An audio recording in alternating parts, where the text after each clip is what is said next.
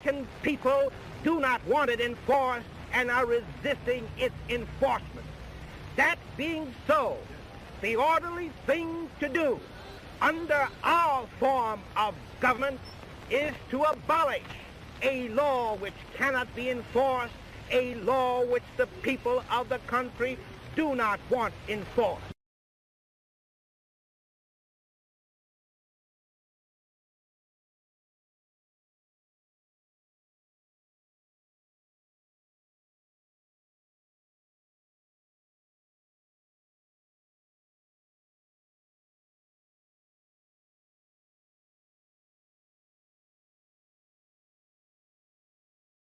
Prohibition cannot be enforced for the simple reason that the majority of American people do not want it enforced and are resisting its enforcement.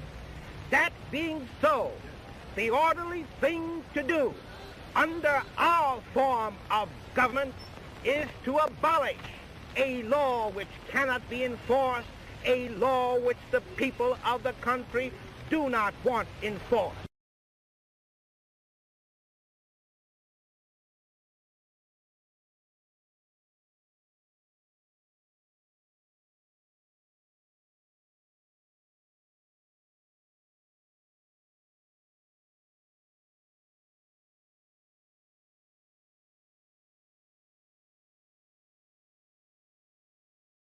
Prohibition cannot be enforced for the simple reason that the majority of American people do not want it enforced and are resisting its enforcement.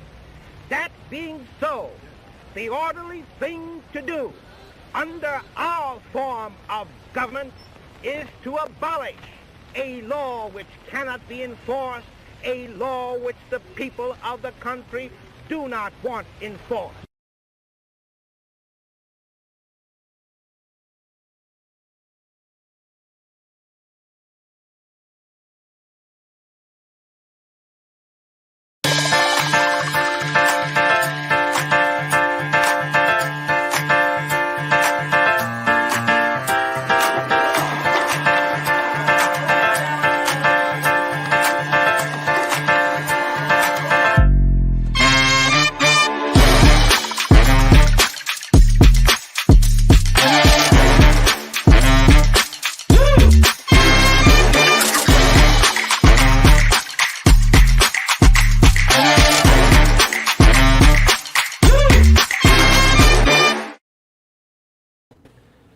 Recording live from KCDI Studios, this is the Kent and Zach Show with Katy Guthrie, blasting anyone who makes us angry. We bring critical thinking, skepticism, and ridicule to anything that makes the news or our purview. It's political, it's skeptical, it's triggering, and we're not holding anything back.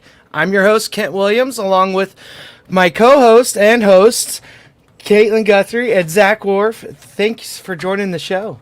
Welcome back. Episode 5. Yeah, so we're on number 4. I'm on number 4. Number 3. Number 4 for you, 5 for us. Yeah, but it's all the same. I didn't know there was going to be an episode 2, so I mean, it's crazy. Right. This is wild. I can't believe the number of views we get, the number of comments. We have such a great fan base so far. Oh, I know. Yeah, and the phone calls I've gotten, I mean, and private messages, you guys just...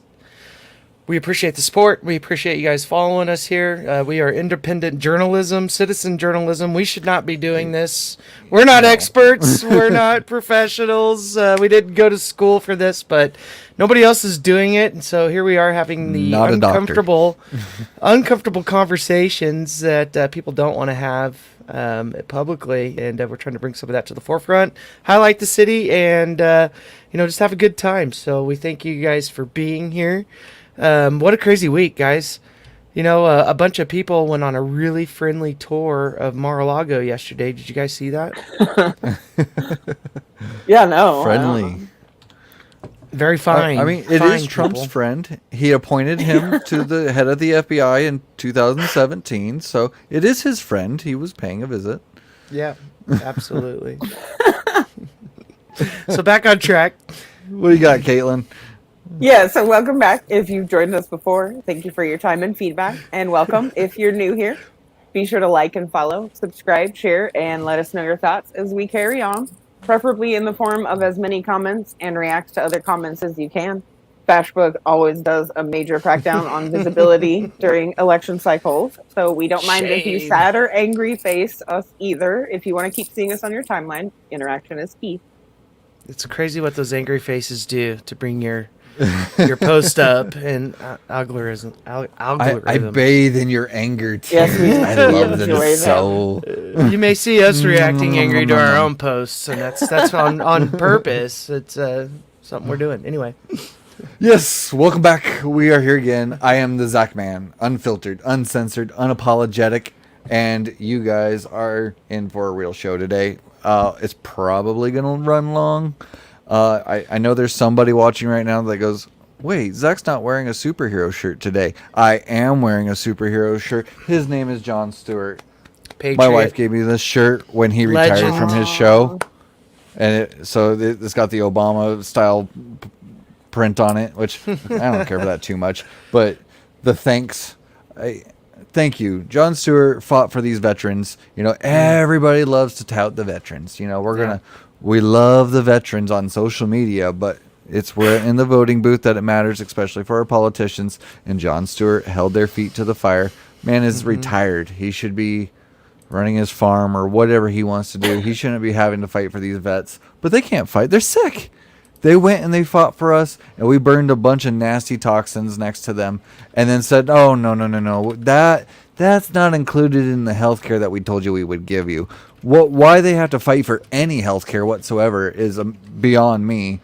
But for them to actually have to fight tooth and nail for the things that they promised is ridiculous. Anyways, that's my rant on social issues beyond Kansas today. Thank you guys for being here. Enjoy the show. Don't forget to like, share, subscribe, ring the bell, follow, sacrifice a goat for the streaming gods, whatever it is that we do. And please participate and ask questions in the chat during the show. We'd love to hear from you and interact with the audience live. It's going to be a good one tonight.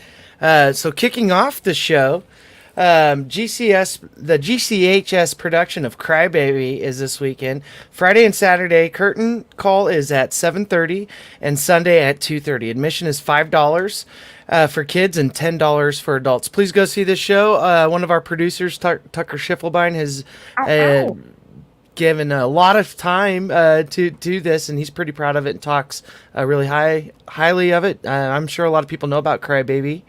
Have you guys seen Crybaby before? It's of course. Pretty cool. Yeah, amazing musical. Garden City Recreation Department this Friday and Saturday at 7:30 p.m. Sunday at 2:30. Go check it out. Next we have Kids Night at Garden Rapids is happening again. Hitting the water slides at Garden Rapids after dark seems like every kiddo's dream. This Friday, August 12th. There's the last chance of summer to do so. Kids Night is open to anyone ages 8 to 13 from 8:30 to 10:30. Admission is $5. Concessions will be available. Bring your friends. Bring a splash of good time. This is something that the city, I think they got it right. For once on something. Garden Rapids has been a huge success. It's a beautiful place to visit. Absolutely. If you've never been, please check it out before the end of the summer. Spend some money there. Everything goes to maintaining it and paying the kids. I'm proud of what they did. Pool pricing rather than a water park pricing. Oh, absolutely. Garden City does not support expensive entertainment, and so as long as we can maintain something that keeps the kids off the street, gives them something to do in the summers, I'm all for it. Absolutely. And it's quite expansive. There's stuff for all ages of all different abilities. So, there's lots to do. Yeah, they did a great job. Everybody, the amount of people it brings in by itself on the weekends is just huge. So it's been great for the city. And that reciprocates down and through. People stay at our hotels, they shop at our stores, eat at our restaurants. And so absolutely great call by the city. Great support by the city. Love it. What else is going on this weekend, Caitlin? Yeah, ever listen to some music of yesteryear and think, I'm feeling this? Well, sugar, we're going down memory lane thanks to the Abelosa Insurance Agency. Welcome to paradise, indeed. Abel reached out with a plan to host an emo night for all of you pretty handsome, awkward folks. No, this isn't a fever you can't sweat out. This is really happening. So tell all your friends to make sure you will be joining us as we spin some tracks from a time when the worst thing you had to deal with was curfew. On Friday, August 12th, Hidden Trail Brewery is for lovers. We encourage you to dress up in your best emo attire, and there will be a photo booth for the evening. Hidden Trail Brewery is located at 2010 East Shulman Avenue in Garden City. See if you still fit into those Jinkos, guys. And the big dog chains. You guys remember those? Did you wear the dog chain? See, no, if you don't fit into the waist, if you don't fit into the waist of the Jinkos, you flip them upside down and wear the bottom of it. Yeah. I had a pair of those were like 60 inches, 56 inches. Hidden Trail's got it going on this weekend. Also, this Saturday, August 13th, we've seen Aether Acoustic. Now it's time. Now for the first time at Hidden Trail, we present the full band plugged in and ready to rock on the patio. This is outside of the brewery in the garden area. Melodic rock and roll by Aether, ready to get your head banging. There's no cover charge for some of the best rock and roll in Western Kansas. I mean, Hugo Hernandez is one of the hardest working musicians in Western Kansas. He's in like 30 different bands. So he'll be here. He'll be rocking out. There's no cover charge, no reservations. Get down there and have a great time. Again, this is Saturday at 8:30, Hidden Trail Brewery at 2010 East Shulman Avenue in Garden City. Don't forget to party. Miles of Smiles Therapeutic Horsemanship is hosting a meet and greet this Friday, August 12th at 6:30. Are you interested in finding out about volunteer opportunities for our program?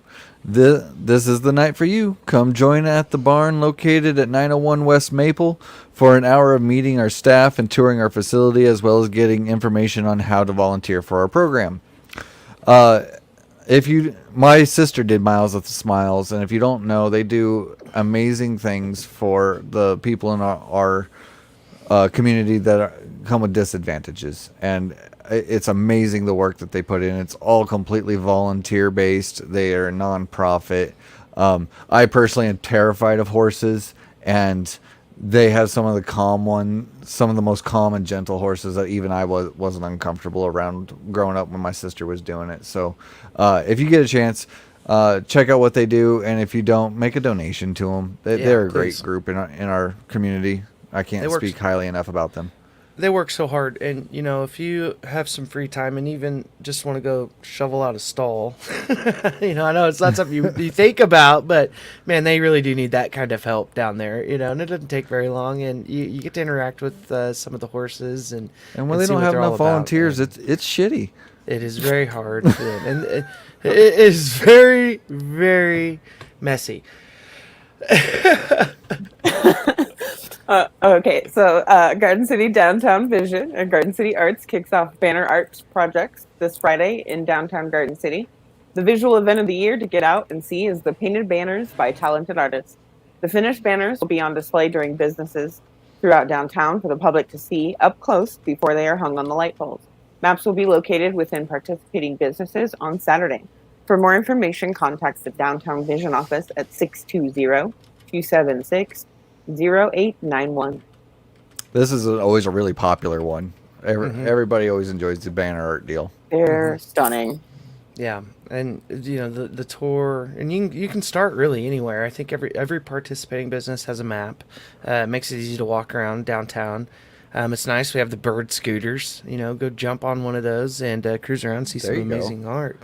And also I think this is the first year Banner Walk happened when we had the scooters too. So this is the first year you can tour on them. That is very true. So that's actually, I might have to talk to the wife about that. That would be fun. It's like we'll go. Yeah, downtown's awesome. They have the landscaping's real nice, the flowers and music going. it's pretty cool just to walk down there and take a stroll anyway on a normal day, so with something going on, it just makes it even better. But also this Saturday from 3 to 5 p.m., Garden City Arts hosts watercolor workshop. Each month, the instructor will cover basic techniques, offering tips, and give you a new challenge to help grow your skills and comfort level with the medium. Step-by-step instructions will be provided, but participants are encouraged to make modifications as they see fit, which is awesome. Art is your own, always. These workshops are designed for beginners and are all standalone workshops. All supplies and tools will be provided for you to create one 8 by 10 inch watercolor painting during each workshops. This workshop is meant for 16 plus. It's $30 for the class, $25 for members, and hosted by everybody's favorite Katy Guthrie. Businesses are always looking for cool new ways to entertain their coworkers or entertain their staff and whatnot. We got like skills. Escape the clock and whatnot, but this is something people don't think of. What a great team building exercise where you all get to communicate and visit. Yeah. And it doesn't involve alcohol because that's something that everybody always wants, and companies are always like, whoa, we can't do that. We're paying you guys. Right. So this is a great alternative that everybody has fun with, and you do not have to be artistic at all to participate in one of these classes. Yeah, they're great classes. That's kind of a step-by-step situation, and I feel like everybody's always surprised at the end result. Katy always does such a good job with those. Yeah, amen. Hey, speaking of Katy Guthrie, she totally popped by. No way. Yeah. What? So Katy, executive director. Where'd she go? We're fighting. Sorry, guys. She's the Flash. Hey, no, if I'm going to be a superhero, it has to be Marvel. Thank you. Fair. You know what? I apologize. She's Speed. Totally kidding. Anyways. So welcome, Katy, Executive Director of Garden City Arts. Thank you for joining us on such short notice. We know you're a very busy woman, so we really appreciate you coming through to highlight some creative events and gallery magic. How long have you been with Garden City Arts, and what is the mission or mantra of the organization that you represent? Right. So first off, thank you so much for having me on. I love talking about art. I get kind of nerdy, so apologies if I go into too much. Love it. We're all nerds around here. Good deal. In good company. So it's actually been 8 years this month that I've been at Garden City Arts. So I've been there a while now. And then Garden City Arts, we are all about enriching lives and encouraging creativity through the arts. And we do that in so many different ways. Exhibits, of course, featuring artists in our community. We have so many, not only in Garden City, but in the surrounding area that we love to feature. We also do classes like the one that you guys just mentioned. We have a whole bunch of different approachable classes. You don't have to have a lot of experience to do these things. We also do programs that you might be familiar with, like Art in the Park and the Sidewalk Shot Contest. And now we are partnering with Downtown Vision to do banner art, which we're very excited about. Sweet. Mm-hmm. So that in a nutshell is what we do. And I guess I did kind of forget about a few different things. Sorry. Probably should look at my notes here.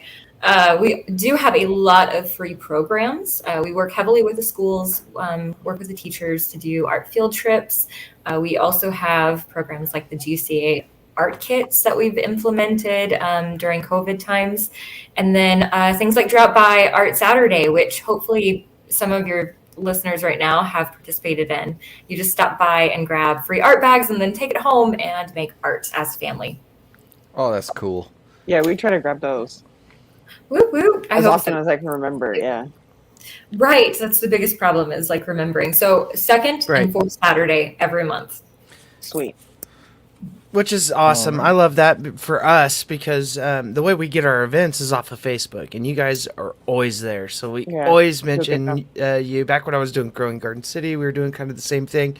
And so lots of support on that. And I think it's awesome. We've done a few ourselves randomly here at the house. And it's a lot of fun. It's just something to do on a Saturday, Yeah. So. Well, gosh, thank you so much for supporting us down the way. Nonprofits, they need all the support they can get. from people like you guys, grassroots people who get the information out. So post-COVID world is a whole new horizon. There's and indeed. Nonprofits have probably been hurt the worst.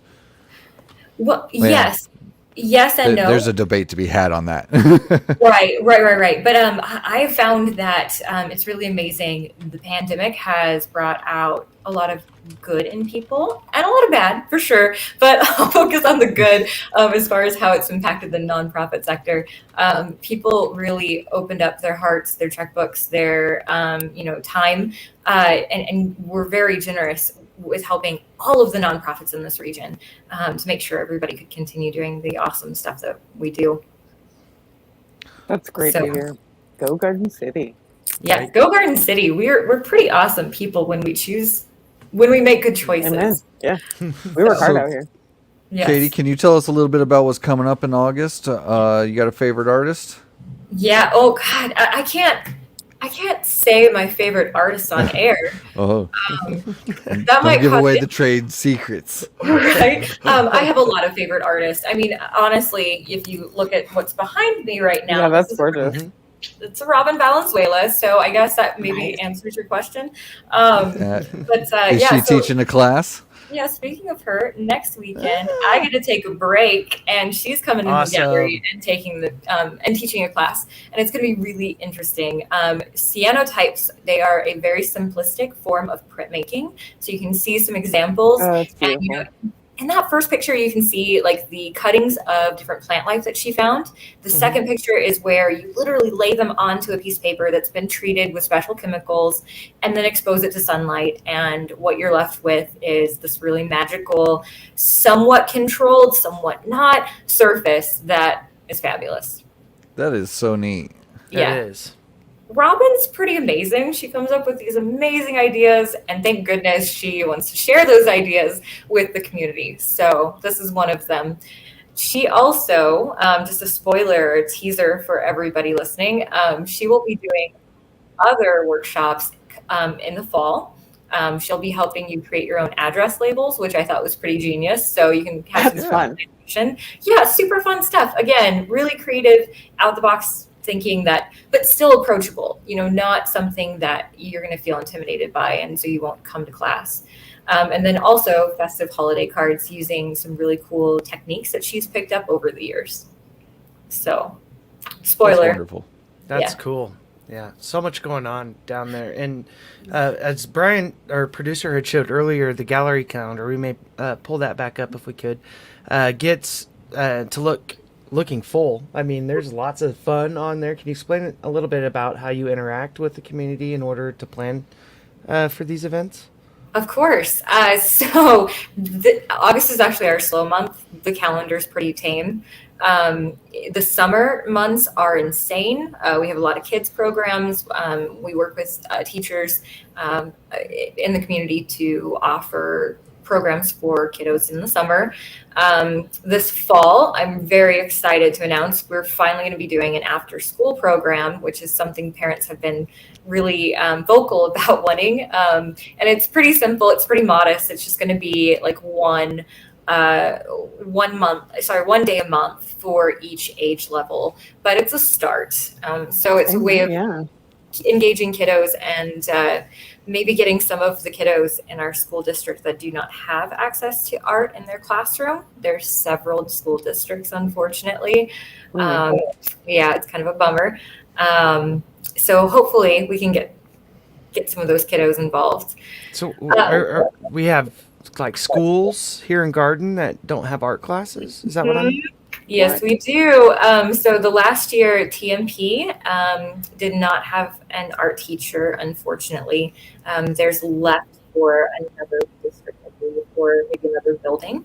And then we also have St. Mary's and St. Dominic. Neither of them have had art teachers the entire time that I've been the director at Garden City Arts. Oh my goodness. Those schools cost a lot of money to go to every semester. Well, I mean, unfortunately, education is expensive, and I don't know what their budgets look like, but I understand that there's a shortage on teachers, and so unfortunately, in their schools, it's art that takes the hit. That's the worst. It is because for some kids, art is the reason they go to school. And even though a lot of people might say, well, you're just painting a picture, you're just making art, there's so many things you can learn from art. Visual communication, especially if kiddos are maybe a little bit more nonverbal. There's also cooperation, how to be problem solvers and critical thinkers. All of the things that we want our kids to be come from art. So I'm going to go off script a little bit here. During the last election cycle, we do talk a lot about politics. One of Kelly's campaigning points was art in rural area. Have you seen any benefits from the administration as far as more grants or anything extra than what was already there under her administration? Right. So first off, I have to commend Governor Kelly for even considering including that in her platform, because when I was in college, Governor Brownback decided to completely eliminate the Kansas Art Association or Arts Commission, as KAC, and they actually they provided operational expenses for the majority of the art organizations in the state of Kansas. So when he did that, there's huge budget deficits for so many organizations, and some of them made it, some of them didn't, some of them are still recovering from that. I know Garden City Arts took a hit from that. So I commend Governor Kelly for even considering it, and also for bringing it back. It is now the KCAIC Commission, the Kansas Creative Arts Industries Commission. It's a mouthful. Nice. And we're now underneath the Commerce Department. So basically, they don't provide operational expenses, but they do provide a lot of grant opportunities. And they do make it a point to focus on rural communities. Unfortunately, Garden City is not considered rural because of our population numbers. So, yeah. That's But good. It's good news that there's more funding in there, and we're trying to save the arts, because gosh, how important. So what do we have coming up in September? What are we looking forward to in September? Yeah. Oh my gosh, so much to look forward to. So September, of course, is part of our fall schedule. So all of this information is top secret, hasn't been released yet. Just kidding. Kind of. So we have our ongoing programs like Minnie and Me, which is where you can come and paint with your little. We're painting koalas that month. Oh, fun. Yeah, so fun stuff. We also have Blushing Artiste, which is our wine and paint class. If you choose to bring your own beverage and indulge, you don't have to. Canvas and Paint is also another painting class. We have a lot of painting classes because that's my background, and that seems to be what people are really interested in. We also have a new painting instructor coming into the gallery that I am so excited about. Abby Killingsworth is the former director of the Carnegie Art Center in Midland, Kansas. Yeah, so she's coming in, and I haven't actually announced that to the public yet. So, informal breaking news! Yay. Wow. Breaking news. So she's going to be, helping us with monthly paint classes as well. Because unfortunately, being the only full-time employee at Garden City Arts, our classes fill up really quickly. And then I often hear the complaint of, I try to get enrolled and you're already full. I can never get into your classes. So we are really trying to find solutions for that. And one of those is to bring in more talent, more awesome people to provide more programs. What's the best way to get enrolled? So if are there several opportunities? Like, can you go in person? Can you do that online? How do people get to the scoop first? Yeah, you can call, click, or email. It's really easy. All of the information will be posted on our website on August 20th. So if you go looking for Abby's class right now, you're not going to find it. Only members have that information. One of the things that we do at Garden City Arts is that any of our donating members get early access to our programs. And just as a way of saying thank you, it's the only little benefits that we can give them. since they help sustain our operations every year. So they have that information right now, but don't worry, the public will have it on August 20th, so just 10 days away. You can go to our website. You can email me. You can call if that was best, or come in person. Come see the amazing artists that are in our gallery. We have 18 always featured, not including the one in the back that rotates out every month. So you can, see some art, sign up for classes, learn about our program. And we're located at 318 North Main Street, I should probably say. And then it's always fun to stop in and say hey to Katy. It is. It's everybody should make it a point to go in there, especially I feel like there are people still in town who don't know we have a gallery at all. So, right. And can you go, can anybody buy gifts? Yeah, so something I forgot to mention. Yeah, so in the front half of our gallery's small. We're small but mighty. So the front half, we have segmented that off, and we dedicate that space to permanent artists who are featured year round. And they primarily are functional artists. So, the people you think of when you want to buy a gift. So, ceramics, jewelry, all that good stuff. Yeah, all sorts of really awesome stuff. So yeah, I work with 18 artists currently in that front space. And if you're an artist who's interested, we don't have room at the moment, but I'm always looking for people because you never know when a spot's going to pop up. So cool. Got to fill that metaphorical Rolodex. Yes. Well, Katy, can I just speak for everyone and go off book for a moment and risk upsetting anybody by speaking for them and say not all heroes wear capes? We are so grateful to have you in our community. You're a diamond in the rough. Thank you so much for joining us tonight. So if some of us or all of us want to get involved but don't know how, can you help us out with that? We skipped a whole part, didn't we, on the tumbleweed? Oh yeah. A little bit about that before we let Katy go. Yeah. Okay. I'm so sorry. We forgot the tumbleweed. Yeah. We gotta talk about the tumbleweed. So in August 27th and 28th, right? And so it's a community hit for everybody. I know I love taking the girls, and we look forward to it every year. So can you tell us how you've classically been involved in the partnership with the tumbleweed, and what's on deck for this year? Yes, so Tumbleweed is amazing. If you don't know about Tumbleweed, you need to know about it. It is awesome. This festival is ran by an all-volunteer board, which is astounding for the amount of work that they put in. I'm so impressed by that board and that organization for everything that they do. So Garden City Arts became partners with them in, I believe, 2019. It could be 2018. That was pre-pandemic, so I don't remember. But basically, it's a really organic partnership. We realize that we each have skills that the other could utilize. So mine lie in visual arts. Garden City Arts lies in the visual arts realm, and theirs lies in the performance arts realm. So we combined our powers and traded them. They help us with the musical acts and running all of that and the logistics and the production of that during Art in the Park.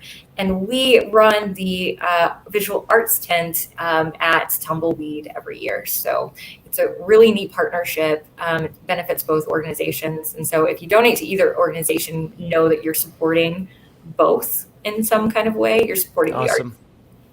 Yeah. That art stuff is such a good time at it's something again that the kids always look forward to. They're like, oh, and by the other kids there. How long has it been around in the community? It's over a decade, I'm sure, decades, right? I mean, for sure. Yeah, decades. Yeah. I wish I knew that. I'm sorry, I don't. Yeah. I can't remember, and recently a plea was made by the Tumbleweed Festival. As you were saying, they're a 501c3 as well, an organization made up entirely of volunteers.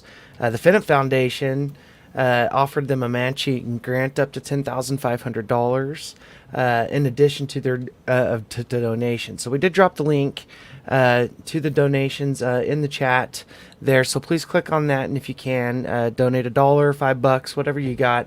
and help save the arts in our community. Music, there's visual arts there. What else? I mean, there's food. There's other vendors there as well. So it's a pretty good event. And I want to make sure I say there's always a sign up that comes around when this event is basically erected. And then at the end of the event, when everything's put away, there's a lot of additional help that's needed. So if you'd like to be put on that list, be sure to hit up Whitney. Why am I blanking on his last? Thank you. Wow. And or Sean Collins, or even Katie. I'm sure you can help direct people to making sure that they're available to sign up. That's the many hands make light work, and it really goes a lot faster when there's enough people to do that. So definitely do not put all of that on that all volunteer board. I mean, they work throughout the year, and then during the festival, I don't know how they do it. They're just basically like zombies hopped up on adrenaline that are just running around making this amazing event happen. I've been there with Art in the Park, but on a much smaller scale. So like, if you can volunteer a little bit of time to make it happen, please consider it. Absolutely. And before we let you go, Katie, we do want to have a quick break, a quick 30-second break from a word from our honorary sponsor. We'll see you here in 30. Get your tickets for the Tumbleweed Festival, August 27th and 28th. We're featuring 2 stages full of amazing live music, along with a stage just for the kids. Mark your calendars for Saturday and Sunday, August 27th and 28th on the west lawn of Lee Richardson Zoo. Enjoy great festival food, arts and activities for the kids, local spirits for the adults, and a beautiful weekend full of great live bands. To check out the lineup and purchase tickets, go to tumbleweedfestival.com. What a cool little ad. There was. I like that. They're amazing. Famous. We are famous. So, hey, Zach, I think you were saying something? To circle back to the script of our unscripted show. Katie, thank you again for being such a good sport. You came in on short notice, and you knocked it out of the park. Yeah. We're new to the guest thing, so kind of rolling with the punches on everything is a learning experience, of course. And we can't thank you enough for filling it in the time and telling us what you got going on. You're such an amazing person. Thank you. Well, first off, thank you so much for this opportunity. I so appreciate it. You guys are incredibly organized, so good job. Thank you. Happy to sub in. And also, back to your superheroes, which I appreciate you making that analogy. That's awesome. You do not have to be a superhero to do good things in our community. Please remember that. You don't fall into that horrible mentality that you have to do all of this stuff and you have to donate to make a difference. You don't. Right. You can donate if you can, but that's not always the thing that nonprofits are needing. Sometimes just sharing something that you saw is a good direction. Mm-hmm. It might go to the person who can help more. Mm-hmm. Sharing information, that is so important. Getting that out there. And then if you are interested in helping at Garden City Arts, we're always looking for committee members to help us put on large scale events like Art in the Park. Of course, we are looking for artists. If you are a creator, please come in and show me what you create. I love when people pop in and show me their work. And then, if you want to help me pack art bags to make somebody's day a little bit better, you can do that as well. So you can stop by the gallery and I can give you more information on all that stuff. Well, Katie, again, thank you so much for your time and the information. We look forward to having you back on the show several times throughout the life of this thing anyway, and we appreciate you so much, everything you do for the community. Quick shout out to a couple of our viewers. Josh, art does help develop creativity. It's awesome. And I want to say it right, is it Desiree? Desiree. Yeah. I knew it. I should have said it that way. But thank you so much for stopping by. You are awesome. You're an awesome person. We appreciate you for being here. Katie, thanks again. We'll see you soon. Thank you, guys. Bye. Thank you. Bye. Bye. I really hope we do make it a collective year in our community, especially after COVID and people coming back together and doing things, and make it a record year for volunteering. If there's any way that we can help you or your nonprofit, please let us know. We'd love to have you as a guest on the show and highlight the event that you have going on, and just learn more about our community in general, and get the word out there. Nobody else is talking about it, so like this anyway. So let's work together and get the word out there, and on a platform that some people watch and some people don't. Who knows? We are the largest source for media and news in Southwest Kansas. That's not a brag. No, it's just a small fact. It's really pathetic. Yeah, I do want to give a shout out to the young man that does westernkansasnews.com. He does a good job, as much as he can to help keep the Western Kansas informed. I think he's a solo guy all by himself. I don't know who he is, but I really appreciate the effort that he's put in to his reporting. Garden City Journal's out there. They share a lot of articles based on Garden City as well. So there's a couple other places. Yeah, we get small tricklings. We get small tricklings, of the just the Girl official Scout catalog. city business, kind of, like when new restaurants come in and whatever. But so speaking of things that aren't talked about, yeah, I'm gonna move into Super Mad with Zach Man. I am super mad. Dun, dun, dun. I was driving the other day, and You drive? Yeah, I do. I like to use some key streets in Garden City to get across, because I'll be the first to admit I'm the guy that goes 5. If it's 30, I'm going 35. If it's 40, I'm going 45. That's just who I am. Right, wrong, indifferent. Come find me. Road rage. And I do road rage. And so I'm zooming along. I'm trying to get to where I'm going. Probably heading to Walmart, I think. And I take Campus Street because it's 40 all the way up. And I get across. And I see that there's been some changes. Yes, some changes. Now, as you can see in this graphic, after Kansas Avenue, all of a sudden you'll notice that Kansas is now a 3-lane street. Mm-hmm. Yes. Campus and we have Avenue. Bike paths. Yeah, that's what it looks like. I don't understand it. I don't know who to blame. Who do I yell at for this? This is stupid. I'm sorry. I'm just saying it. We do not have bicyclists en masse in Garden City, Kansas. We just don't. I'm not saying that they don't exist, and I'm not saying I have anything against them when they are out. But we do not need to create their own special lanes. This is not New York. What the fuck is this? Seriously. We can cuss on this show, Josh Bonwell. We say, what the fuck is this? You may not be able to in the it. comments. You may get banned on Facebook if you fair. Violate Facebook. Don't get yourself in Facebook jail. Yeah. Zuckerberg doesn't like cuss words, but I love them. They are my favorite. They yank our show. No one's missing anything, right? That just means we get the week off. Okay. We have been banned in 72 countries before, though. I'd like to point that out, which is pretty awesome. It's a record for us, 72 countries. So or US I was driving up Campus Street, and all of a sudden I'm going 25 miles an hour because there's a car 4 cars ahead of us that does not want to go over 25. And I am road raging. I am screaming at this person that I don't know who they are. Anxious to see how this is going to work during school. Yes, and that's where my interjection would come in. I believe that the campus was changed to a 3-lane to allow the bike path lanes for high school students because, I don't know this for sure, but I believe there is a high congestion of bicycling that does go on down campus before and during. So campus has sidewalks all the way through it. And that's another argument that I have too.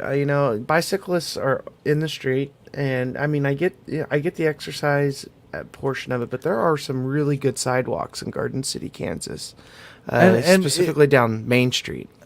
I already know there's somebody typing out the comment that says, "But riding a bike on the sidewalk is technically illegal." Yes, and we have a city council who makes laws and that's their job. And if they don't want them on the sidewalk, thank you, Josh. Yeah, I knew there was somebody. Always that guy. Yes, we can amend that. We can change that and say, hey, on Campus Street, right on the sidewalk. Why is it illegal? Because it's safer. I don't understand. Well, it's illegal because in bigger cities, bicyclists are a danger to pedestrians. Okay. Okay. And so these laws are based off bigger cities, Wichita, Kansas City, things like that. I understand if it was a problem. Troy is big in bicycling. Greg, just wait for my last comment here. Well, here's the thing. I don't understand. Here's my argument about bicycles on sidewalks is we just discussed bird scooters in Garden City. No shit. And those are what our sidewalks are utilized by more than any other type of traffic in town. So the bird company gets their own special lanes up campus, and I have to drive at the same speed they are because the idiot in front of me wants to have a conversation with it. It's ridiculous. And I'm not trying to go on a rant here, but things happen. It happened so quickly. So I got mad. I started doing some research. I wanted to know, who do I call? Who do I yell at? Who do I blame? Who chose this? Because it was announced on Facebook on July 26th. It was done on August 2nd.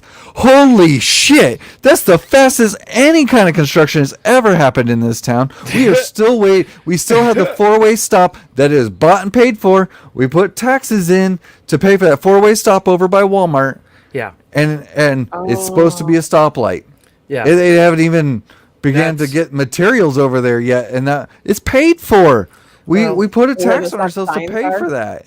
I think the city versus the state. I think the state has a big hand at that four-way intersection. So I can see the disparity there.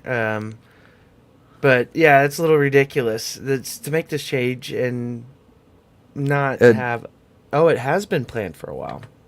Well, okay, if it's been planned for a while, then it should be mentioned in our city council minutes. I went through 6 months of them. There's not a single word. And then I did keyword searches on a full year of them. And there was nothing on Campus Street at all. So if it has been planned for a while, it was not planned with us. Why was it not put on our ballot that we had last Tuesday to see if maybe Garden City residents thought we needed a bike lane there? Last I checked, we have a say in what happens in our town. It's crazy to think that. So I don't understand why this was a priority. Why was it this that was done so quickly? Also, hey Brian, pull up that the engineer's map again. There you go. Wilson and Company? What is Wilson and Company? They're based out of Salina. We have architect firms here in Garden City. Why are we giving fucking Salina money? Why is my tax dollars going to Salina to fund them to bring some paint down here and change the lines up? It's bull. It's bull. We have firms here that can do that. I know they reached out for the lowest bid, but the dollars you spend in your community come back tenfold. So yes, maybe our architect firm wasn't the cheapest, but those dollars would have stayed in Garden City and would have been spent back in Garden City businesses. Yes, I know the bid was cheaper. I get it. That doesn't it's not the point. Keep our dollars local. That's the whole idea. We need to be bringing money into this community, not spending it out. And we do that a lot. Like the rec commission, a lot of the t-shirts and uniforms and jerseys are done by a company out in Colorado instead of any of the umpteen screen printing and embroidery companies in Garden City, Kansas. And the city pays for that. And it's like, what's going on? Why aren't we supporting our local businesses? The local people, check my notes. They live here. It's like those Kansas commercials about tell us why you'd move here to Garden City while keeping all the other stuff quiet. Like, we want you to invest, but we're not gonna invest. Right. Does anybody know what the surplus in the budget is for Garden City every year, it's astronomical. Like we profit money every year in the city of Garden City. Does anybody know what that number is? I'm like, I probably don't have the link. We'll have to come back to that later. We should get a number on it and find out how much Troy's skimming. Yeah, and if this is, we do want to mention Troy Unruh and, our campaign for his resignation at this time. Troy Unruh should not be making decisions in Garden City, Kansas. He should quit or elsewhere. Or a leader on our city commission, and he definitely shouldn't have spearheaded the bicycle path on Campus Avenue. I don't know. I was not able to find any evidence that it was Troy, but I have a hunch. Like in Scooby-Doo? You know how in Scooby-Doo it was always the red herring? Troy is the red herring. He will always be blamed for my anger. It's your fault, Troy. There's an absolute point there. I work for a small business here in town, and I know that they would give the farm to help any aspect of this community in any way that they would. Yep. And for our city to allow our entities to buy things from other than our local merchants to me is insane. We did spend $15 that pool will pay for itself. Yeah, it probably already has twice over, in my opinion. That thing is popping all the time. I love it. Go to Garden Rapids at the big pool. We didn't spend $15 million. We invested $15 million into our community. There's a difference. I know that when this campus street change doesn't help our community one bit, in my opinion. I'm sorry I cut you off, Caitlin. I didn't mean to do that. I was interrupting you, but yeah, you make a great point. When my dad was doing electrical work, he certainly there was this. I mean, he's from a different generation, and I tried to carry on those kinds of habits. But he would often help out other businesses as well, and certainly do work for each other. And so even in that aspect, you have people who are in competition with each other, hyping each other up out here as well. Because if I can't do it, then let me get you the expert who can, or I can't on this timing. Let me recommend someone else. We're there for each other. Yeah. On all those fronts. Oh. Thanks, Josh. We appreciate you being here. I'm glad you're having fun, Josh, because I'm pissed. I can't wait. Zach has a really cool little video planned for his segment coming up in the next few weeks. Spoiler, I gave it away. But it's going to be pretty neat once that comes up, and we'll get some other cool interactive stuff going on as the show grows. So moving on, over the last 3 weeks, we've had USD 457 in our minds, in the forefront of our minds. The campaign of the two current school board members produced a controversial photo using the logo of the highly inaccurate, unsighted, and dangerous 1776 Commission. There was rhetoric of inaccurate COVID data and a disinformed parents' Bill of Rights, which we'll break that down on future episodes. Since their tenure began, we've seen an exodus of high-ranking officials in the district, significant retirees, and teachers who have moved on from the district. They're running away. We currently have, I think it was 56 vacancies for certified teachers in USD 457. So I've spent the last several weeks just catching up on the school board meetings and what's been going on, researching them, topics. There's so much to talk about and cover. There's no way we're going to unpack it in one show. So we're going to have to part this up over the next few weeks. We do have Lindley Anderson, a Buffalo Guardian, who does watch as part of a watchdog group, coming on the show. And she's going to help us tie all these things together and make more sense of it as we work through it. So today, what we've decided to do is we're just going to jump right in. We're going to recap Monday's Board of Education meeting, which happened on the 8th, where they introduced a COVID plan, which this COVID plan is issued by the state for ESSERS funds. We have to have a certain plan in place.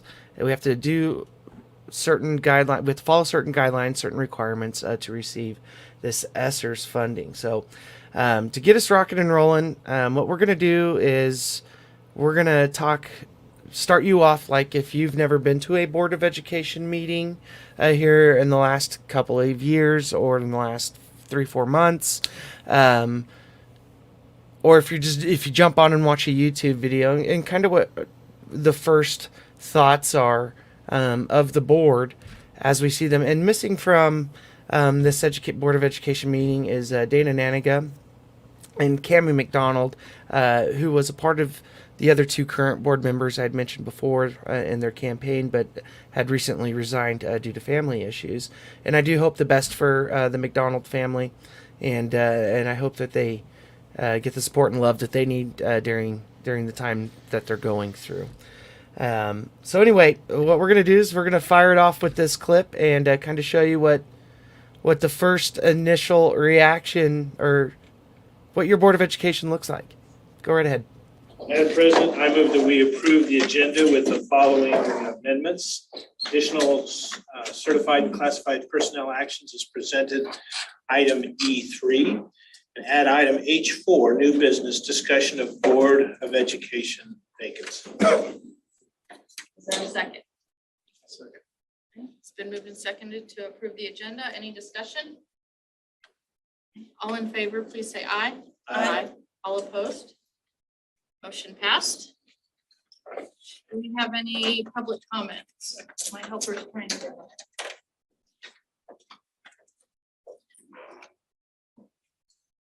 Okay. Any correspondence?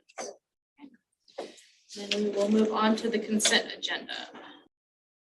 Okay, so that was one of the longer clips that we'll have from this evening, but that was the very beginning of the board meeting, and President Jennifer Stanley and her special helper. I don't know why there was a dog at the school board meeting. I've been told that maybe it's a special, a certified therapy dog. It's not a certified service dog from what I understand. But I don't understand why that dog is there at a meeting where we're talking about the future of our children and is being such a large distraction that you have to get up during the minutes from the table to correct the animal. Did you say that this was a service dog or a therapy I've been dog? told that it was a certified therapy dog, and I hope our good friend Whitney Buckman is watching and can help us through this one. I just shot him a message. I hope he sees it and is able to jump on. I will speak as much as he's spoken to me about it a few times, and I will try and... Okay, he says he's here. So, awesome. Okay, so this is a therapy dog, and Whitney, please correct me if I'm wrong, but a service dog is a dog that, from when it's a puppy, is raised and trained to do a specific job for a specific person. And a therapy dog is just a dog that is registered. We're talking... Okay, Whitney, if you missed the clip...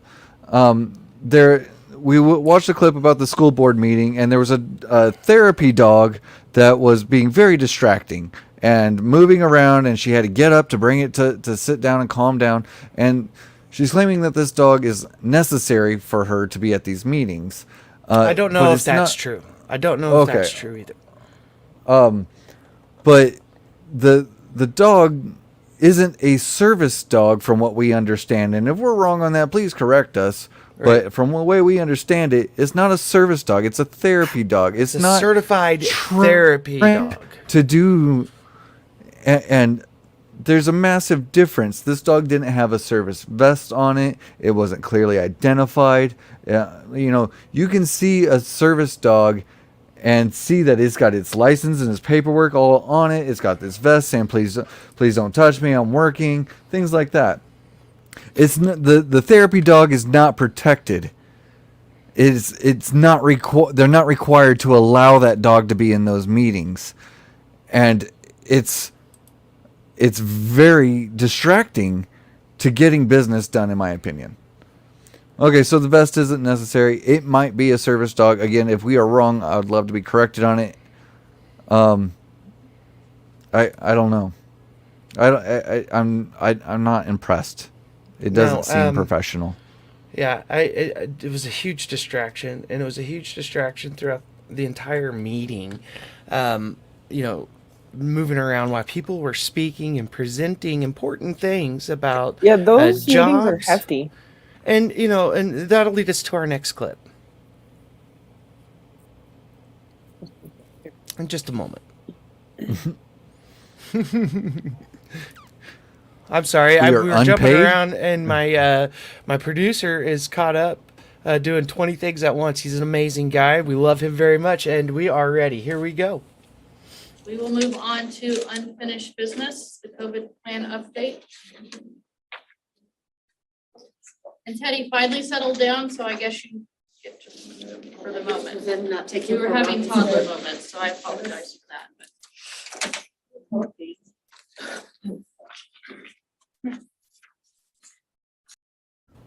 A toddler moment? No, that is not a human being. You're there to serve human beings.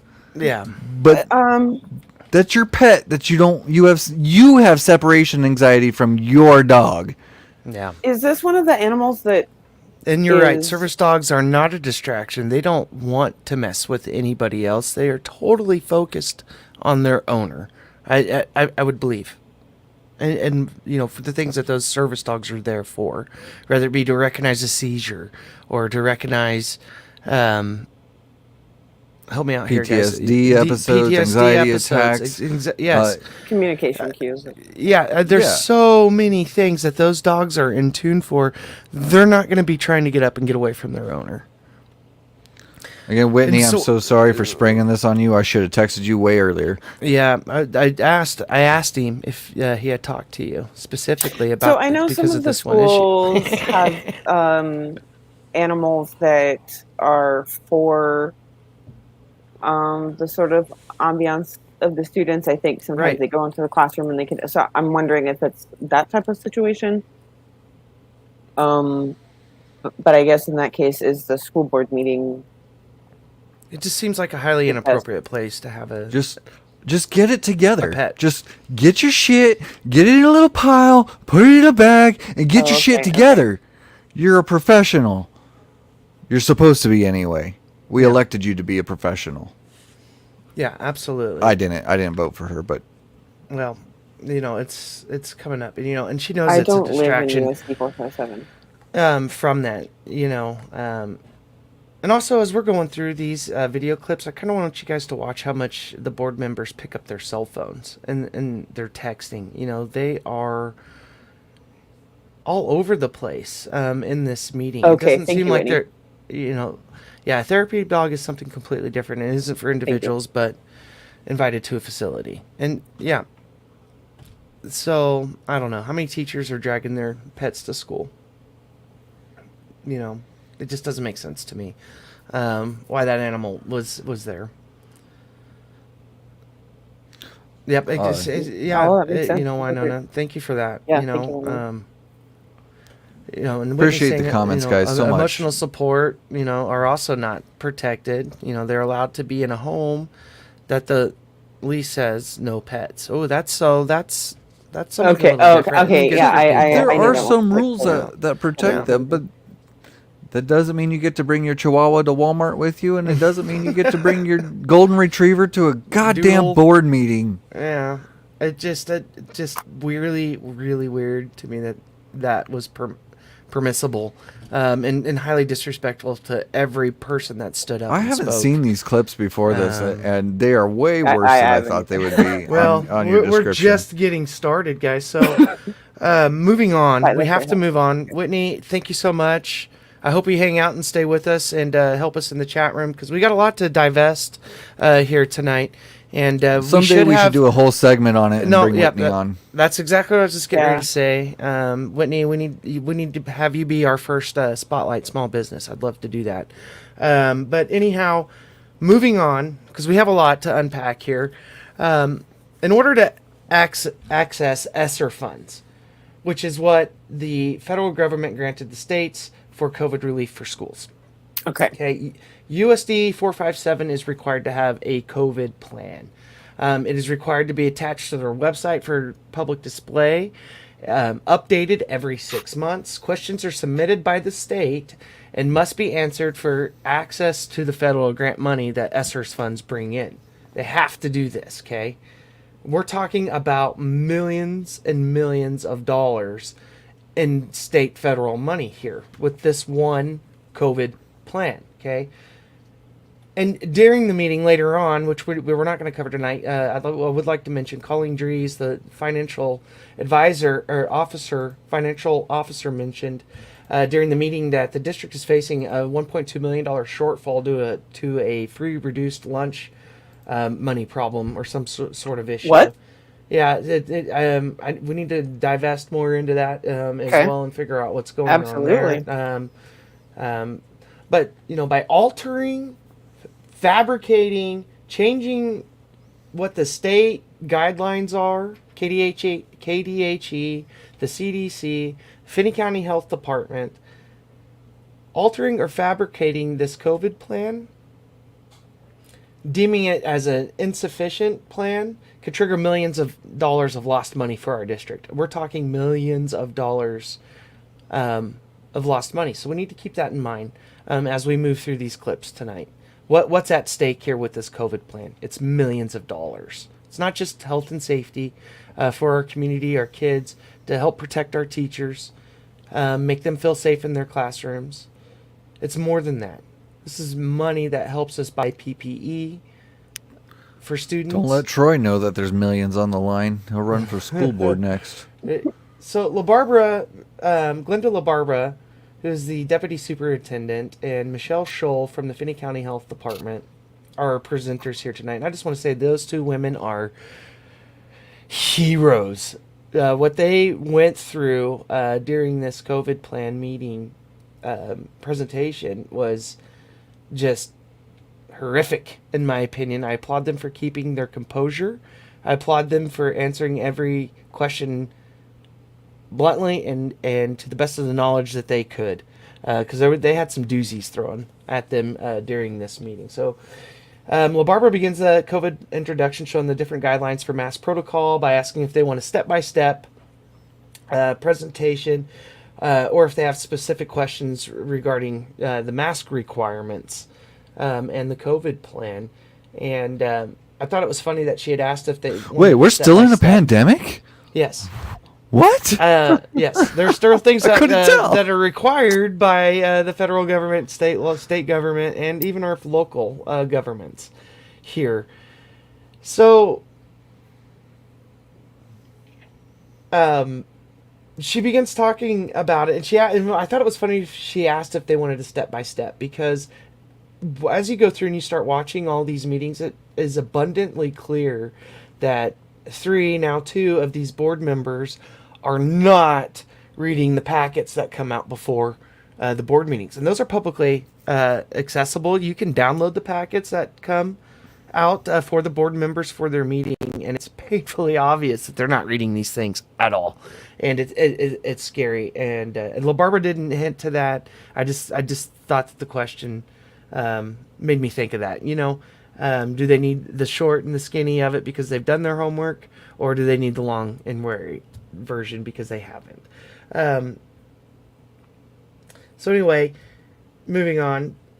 What we know from other school districts that have had their COVID meetings already, what we know from what's posted on the CDC website, what we know from what's posted on KDHE and their requirements and guidelines, and our health department here kicks ass. I'm sorry for the language, but they do. They have gone through a lot to keep this community as formed to the best that they can. And I absolutely commend them. But what we know from them is masks are optional. Masks are optional almost everywhere right now. What that means is if you're wearing a mask and you decide you want to take it off for a break, it doesn't matter what you do, how long you take it off for, any of that. You can take the mask off. You want to wear it? Wear it. There's nothing stopping you from taking that mask off. And over and over and over in this meeting, it was mentioned that masks the guidelines for mask wearing under requirements for protocol for positive cases or outbreaks. If you've tested positive for COVID, or if you've had an outbreak in a classroom, your office, a community living center, Walmart, places like that, the health department's going to step in and say, okay, we got to do a few things to help slow this down a little bit, and these are the requirements for your mask wearing now. Okay? But if it's optional, you don't have to follow these guidelines or requirements, right? So we spent a lot of time in this meeting talking about optional mask wearing, which really blew my mind. So we know masks are optional. You only have to wear them as required by the guidelines set forth by the CDC, KDHE, and I'm sorry I'm being so thorough. If you test positive or you have an outbreak. Okay? If you voluntarily are wearing a mask, you can take as many breaks for as long as you want. That's common sense, common knowledge. Shouldn't be a question. Masks are only required by the CDC, the KDHE, Finney County Health Department, the COVID plan when returning to school after a positive case for 5 days if you haven't tested. Classrooms with outbreaks or new mandates that are issued by the KDHD or the Finney County Health Department. I guess I wonder why we have, how to correctly wear it, but like with the mask break and stuff, does that have to be in there if it's optional? Can the child take a break anytime they want if it's optional? Yeah. What a big concern. So there's asking about the language of the... Right. But it specifically states, if you read, the requirements for wearing a mask is after a positive test and you're returning to school for 5 days. If there's an outbreak in your classroom. Okay, so that's the only time you're required to wear a mask. It's in the other language. Okay. Correct. So when you're wearing a mask optionally, there are no requirements. Why are we asking this question? It was asked 1,000 times probably last night. Okay, you can go back and watch the video. Is there not a person who 1,000 is an exaggeration, but it was a lot. Is the chairperson's is there not somebody that keeps it on task? So I'm just thinking. I've been on some boards, and generally, we're gonna get to that. Okay. We're gonna get to some of the responses from Glenda LaBarbera and Michelle Scholl, but I think they've carried a very large burden already with all this. I have to say that, So Stanley, in between this and the next clip, Stanley is asking the health department if mandating masks in other community settings, which in certain settings, specifically long-term, she's asking if they're mandating, the health department, if they're actively mandating other community settings, which they are. We know they are. Long-term care facilities, hospitals, clinics, they're all required to wear masks when they have outbreaks. They post it on their doors what level they're in. It's a no-brainer. It's a question. Okay, yes. We are monitoring communicable disease in our community. Is that a surprise? That's nothing new to COVID. They've monitored how many kids are out with the flu and whatnot, and they've even shut down school because so many kids were out with whatever ailment was going around at that point in time. So discussing health issues at a school isn't new at all. No. And Whitney here, he was going to become a sub again just to help the district, but he decided to wait on this policy, and a lot of people were. It's not just Whitney. There were a lot of people wondering what this school board was going to do to protect them, because there has been a lot of anti-COVID rhetoric that has come out of the school system. And schools and are petri dishes. We're not. They sure are. Right. So I would like. Here's LaBarbera's reaction. They had some. And is that, when that situation happens, is that a recommendation, a guideline? I have a problem. I'm sorry. Or is that a mandate the health department's requiring? Well, I would say that in that facility is probably a mandate, but if somebody wanted to take their loved one out of, out of that facility and take them home during that time. Boom. That's the answer to your question 1,000 times that was asked. If there is a mask mandate that's issued in a classroom or at your office or in the hospital, don't go there. You don't have to. And we're not like cherry picking stuff from the meeting. It was just a really long meeting, so we had to pull. I say we, Kent did a lot of work to pull these clips out of it just to give you guys the highlights. Yeah, and like I said, you can go back and watch this meeting. It's really long. There's a lot of banter back and forth between the board and Glenda LaBarbera, and so she finally gets them over the fact that, yes, we do have to have a COVID plan that has set in place guidelines or requirements for positive cases and outbreaks. We have to have that for the ESSERS funding. That has to be in this report. We have to have that planned for. Okay? So we move on to the facilities portion, and this is where it kind of really gets heated up a little bit. And this pertains to teachers and administrators. Basically, what this report does is it gives them ideas and information on how to react and cope with outbreaks.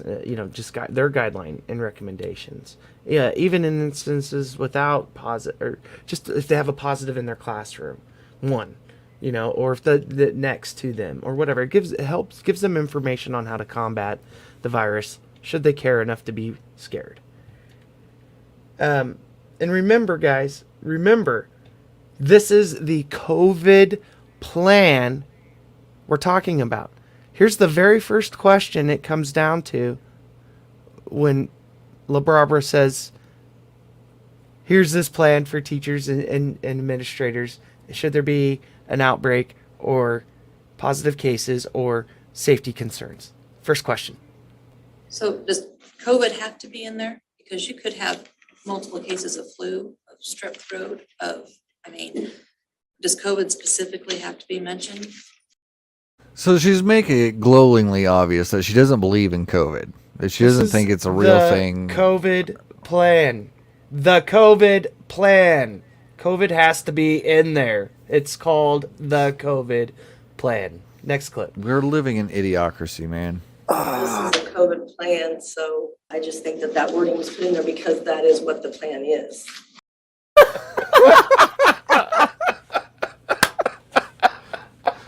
Oh my gosh. That was a bless your heart.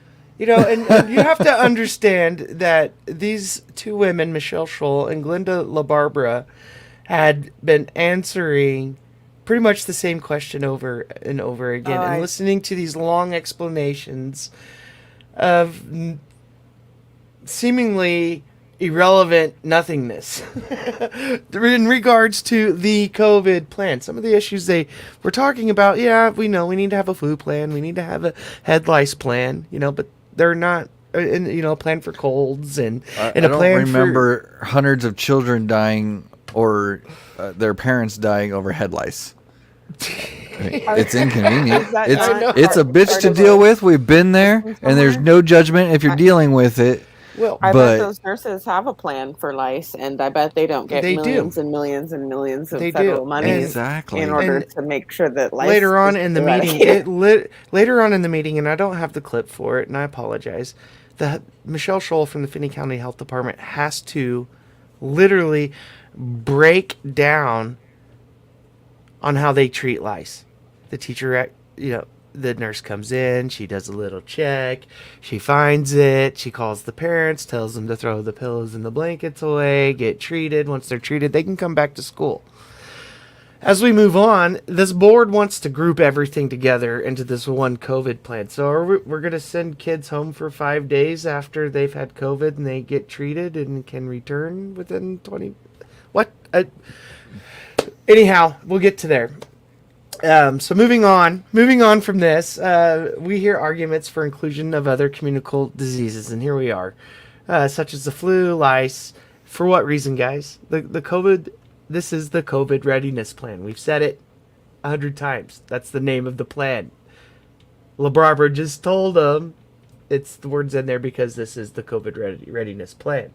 We don't treat outbreaks of lice the same. Stanley argues with herself to include COVID in this plan. And then she then turned around and says, well, why would we require 5 days for the flu as with COVID? Like, what the hell are you talking about? You're the only one saying that. You're the one saying encompass it all into one. And other... I roll the clip. I'm speechless. Go a little bit of a different direction and encouraging parents to be responsible when their kids are sick. It contradicts a little bit when typically say a kid has the flu or a virus that they're running a fever, they stay home until they haven't had a fever for 24 hours versus I think this says 5 days. Good Lord. Yeah, we encourage parents to be responsible. That's like the police investigating themselves and saying we did nothing wrong. Okay. Yeah. Parents have to get back to work. They're going to send their kids back to school. It's going to be a reality. There has to be. I mean, I agree. Parents have to be responsible, and bear the load on a lot of this. But to include the flu into a COVID readiness plan, where the guidelines and requirements are for mask wearing for 5 days or staying home till you have a negative test, or what the rules are. Adding the flu and head lice and all that jazz into this nomenclature is so redundant and causes so much work. And throughout this board meeting as well, they're arguing that they want this document to be shorter all the time. They want it to be shorter. They want it to be shorter. They want it to be shorter. So keep that in mind. It's because they can't read. Mm-hmm. So then we move on to the hand washing portion of this thing. And the board remained pretty quiet until contact tracing. Didn't really have a lot to say. And here our presenters are really showing signs of fatigue with the constant redundant questioning and ridicule of CDC guidelines. I mean, they're arguing things that we have no control over. Glenda LaBarbara has no control over. I'm just following that's the CDC guidelines, and that's what the health department's given us as far as the guidelines. So the mask would still be optional, but you're not for that. So if it's day 6 and they want to come back, they have to wear a mask from day 6 through 10. Or they can stay home. I think that's a little deceiving if we're saying masks are optional and then saying we need to require them, if we're not requiring them for the flu or other things like that. We've been over this. Okay, the very I was about beginning to ask, of is this the clip meeting from the beginning of the meeting, or is this No. another time in the meeting where we're probably 20 minutes into this meeting at this point in time? I'm going to translate for her for just a moment and say, what the fuck is wrong with you? Like, that's what she wants to say so bad. Are you fucking kidding me? Yes. There's a difference between when your mask is optional, and there is a clear defined difference between when that mask is required. She continues. Okay. I was like, I know that I regularly ask you guys for input or say that I have to read something 2 or 3 times because of the specific language, and I just you explained it to me in 2 minutes. Like here's this, and then there's this specific exception. Why all this tautology? Like, why? It doesn't make any sense. It was an epic waste of everybody's time that was involved. So it's some real rocket surgery here. Like, is this some sort of tactic to? It's authoritarianism, if you ask me. They're trying to reign over a kingdom. And we're going to dive more into that mentality as we unpack the current makeup of our board. And the campaign that they ran. There's been so many things said about our LGBTQ community I mean, just outright hate for community members that are disproportionately affected larger than others. And it's sad, it's scary. But we're going to stay on track because we still have a bit to go here, guys. This does not end, okay? So we've gone over this, okay? But she continues. We just have to follow what those guidelines are if we have a positive case. So the exception. We can choose to follow those guidelines. I don't think so. No, we cannot choose to follow the guide. These are what the It's CDC, almost like an KDHE, argument on authority. It is.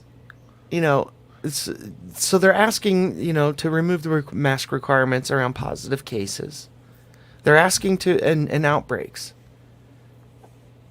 They are asking to put people in jeopardy, people that are immunocompromised. How many of these kids are being raised by their grandparents, or just would like to visit their grandparents? Exactly. How many of them are immunocompromised, like you said? There are a lot of unique families in our community where guardians are, of any variety. And at the end of the day, where's their compassion? Where's their empathy and their understanding towards the situation at all? Mm-hmm. Yeah, and they did. In the previous meeting, I was hoping Whitney would bring this up. I was like, "What? Didn't that happen? Wasn't I reading this?" Yes, you did. And we were going to unpack some of that, but like we said, there's so much to go over with this board. I've seen the organization or the events that these kids can organize. Put a "Don't Say Gay" bill in there. I guarantee you these kids will tear you apart. Gen Z is not to be trifled with. These kids will rip you apart. Mm-hmm. And I don't mean that in a physical way. I mean they will not tolerate it. Mm-hmm. Yeah, and so to continue the argument,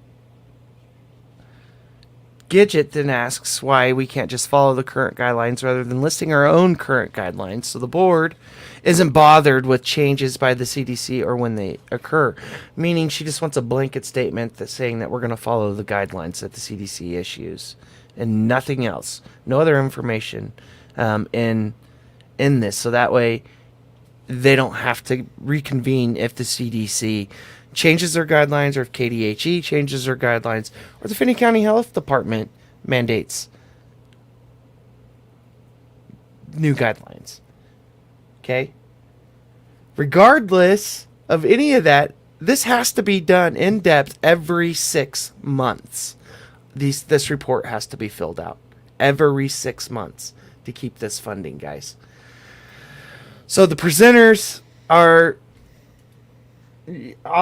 just tired. They're beat. And they shuffle back to contact tracing after being asked again if the school nurses will be investigating positive cases. So earlier in the meeting, and we didn't hear it, it was a big deal about what our school nurses are doing as far as a positive case goes.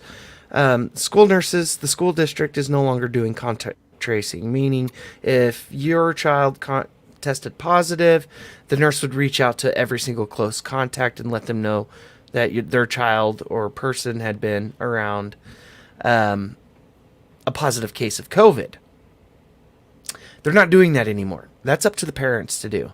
It's a parent's responsibility to do that. The only reporting schools have to do, or the school nurses have to do, is if they have a person test positive on school grounds, because we offer that.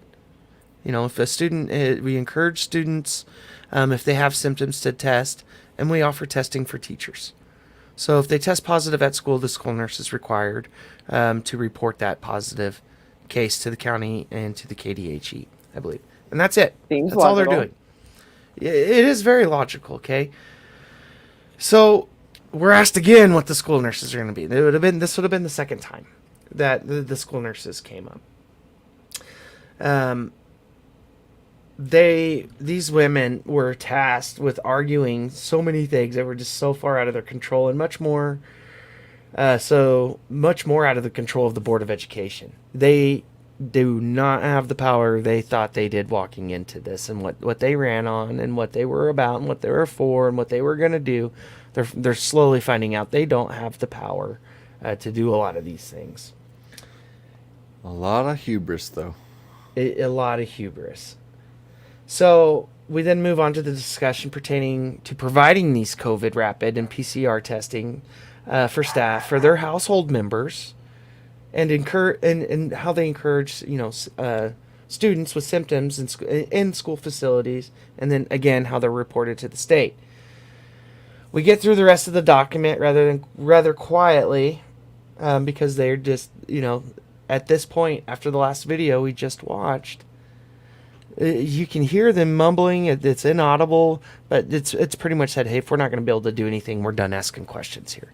You can hear that inaudibly at the end of the last video that we hear. So we get through the rest of that document quietly, because why? They're non-issues for them. We're talking about kids with disabilities now. We're talking about free breakfast for all students now. We're talking about mental and financial counseling for staff. We're talking about grants the Finney County Health Department provides. Crickets. The things that are actually going to help the kids. They have no input? None. Jesus. I mean, just vague and sparse. There was nothing of substance at all in the next 10 minutes during the most important part of what I would believe to be the COVID plan, specifically with a $1.2 million shortfall on free and reduced lunch. Okay? And we're starting to talk, and then we start talking about what, can we do this instead of that and this instead of that. We failed to remember that any alterations, if we take this COVID plan and we trash it and make it insignificant on a political statement battle, we're going to lose millions more dollars. And our $1.2 million shortfall for free and reduced lunches, this becomes serious infringement on our students. Okay? So guys, again, this COVID plan, this COVID readiness plan is a state document. It's pages long due to the amount of questions. Okay? So we get through all that stuff. It's boring. Weesey drops this gem. We just have to follow what those guidelines are if we have a positive case. So the exception. We can choose to follow those guidelines. I don't think so. That was the last video. But it was good to hear it again. I guess I agree with Jennifer and Jackie, and part of there's just a lot of words. I would like to reduce that down quite a bit to where it's about a one-page document almost, or a page and a half, just to not be so worried about things and explain everything. I think we're in a different point than we were. I don't like to read long things. I don't want words. Words are bad. Take all the words out. You guys, these are and what happened to Dog Lady? I know. I was like, hey, blank chair. Yeah, she did have it up a couple of times for the dog, I assume. Again, just distractions. It must have taken a shit. Something. I just don't know what was going on there. But, we see... Again, this is a state document, guys. It's a COVID readiness plan. There are several questions that are asked. I think there are 2 questions, maybe in A, B, C, D, E, F, G. Underneath those questions, you know what I mean? So there's a lot of space to fill. Right. You can't shrink this document down to a page or page and a half. If you do, you're taking out more than all of the state's required questions for funding. What we did do, though, is you are absolutely right. As a parent, I don't want to wade through this to find my answer. No. So if you will look at the blue document, that is a one-page short version of the essentials. We felt like that was necessary just so people didn't have to wade through the long document. So we have a one-page document for those that don't care to read. We created a Reader's Digest version for you. applauds them for being so prepared because they knew Yeah. that was coming. That was so cool, in my opinion. So it's presented, and I think even during this time they ask if they can just submit that one-page document as our COVID readiness plan I'm to trying our to state. Figure out how Millions to word this of well. dollars, folks. What are we voting for when we're voting for the Board of Education? Like, why is that not the purpose of their presence to discuss this document? Isn't that You're voting for somebody that you believe will read these documents ahead of time and go through these meetings prepared and be able to weigh in intelligent commentary is what you're voting for. What you're getting is it's long. Yeah, and I do want to say that we do have a couple of level-headed school board members, I think, that live in reason and reality. Within reason and reality, and I applaud Dana Naniga and Mark Rude for wading through a lot of this discussion and being what they have been to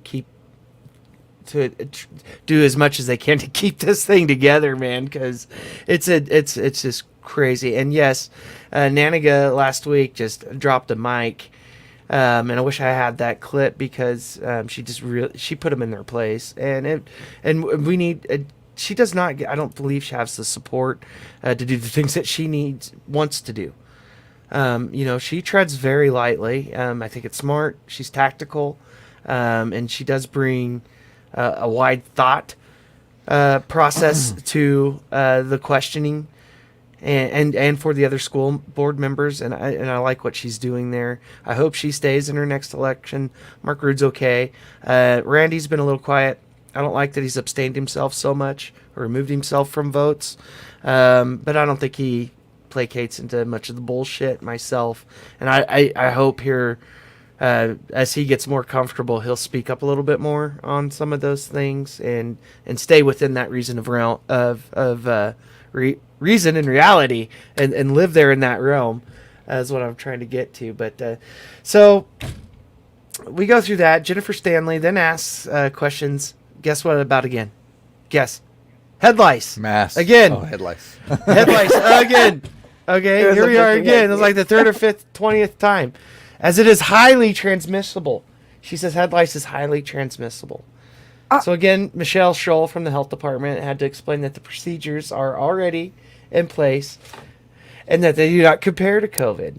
Stanley then asked if the family one page handout could be replaced in the questionnaire. That's when that came in. Jennifer and she's been helping me a little bit with questions I had found with Blue Valley, and they basically, and you'll have that paper there to read too, they rescinded their COVID policies. So I don't know how they're getting around that, but they're not tracking it specifically. They have their COVID dashboard up. And they do talk about how masks are optional. It's just keeping their air infiltration and cleaning processes. So I don't know if that answers those questions. I want to make it as simple as possible and get school back to normal. I'll call them specifically. So that was a seriously under-researched statement made by Jennifer Stanley, who claims a friend told her. Well, an article was published back in April of last year, which would have been the end of the school year, when the KDHE and the CDC changed their guidelines, right? So at that time, Blue Valley rescinded their COVID policy and fell into line of what the current guidelines were at the time. Just like everybody else did. Nothing different. The air filtration comment came out of an article. So she read the same 3 or 4 line article that I read about what was going on in Blue Valley School, I believe. It was then implied that Blue Valley somehow found some kind of workaround to answering this COVID rapid response, who 100 times was asked if we could turn in a one-page document to lose our millions of dollars and not do it accurately and responsibly. Weasley had the nerve, and not nerve, I should say, he basically implied committing fraud. Roll the clip.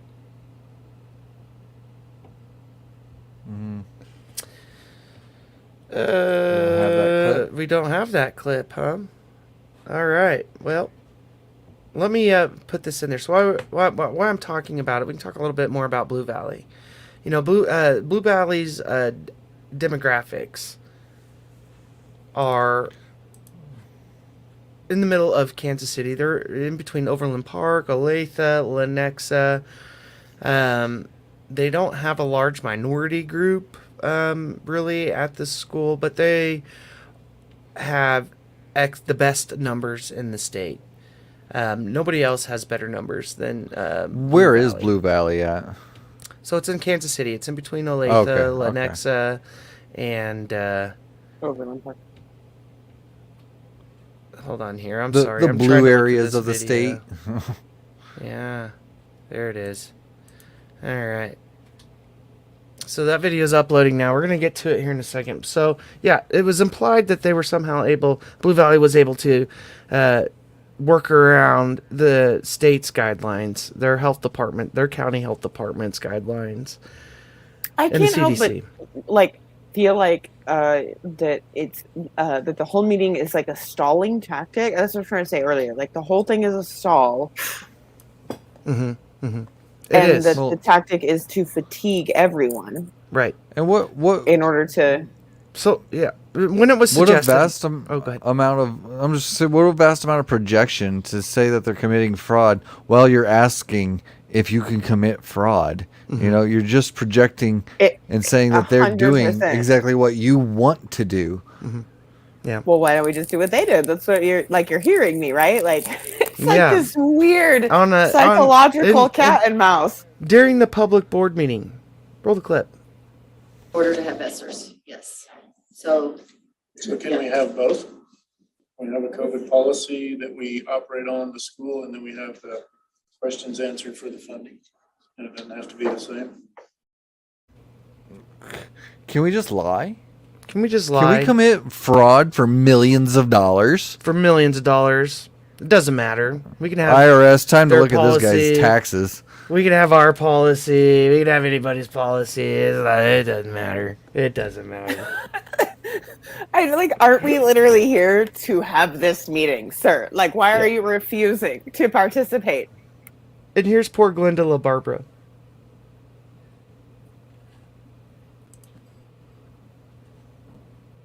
No, I think they have to. I think you have to. You have to align it. So Yeah, we have to have them. We can have something just like we have a one page here. But if you tell me no masks at all, you know, or for whatever reason, then I'm going to answer it that way. Mm-hmm. I would rather be honest and say, oh, the Lord says no masks. So, or if there's something else that you feel that strongly about, I'd rather be honest in this and just say, no, we're not doing it.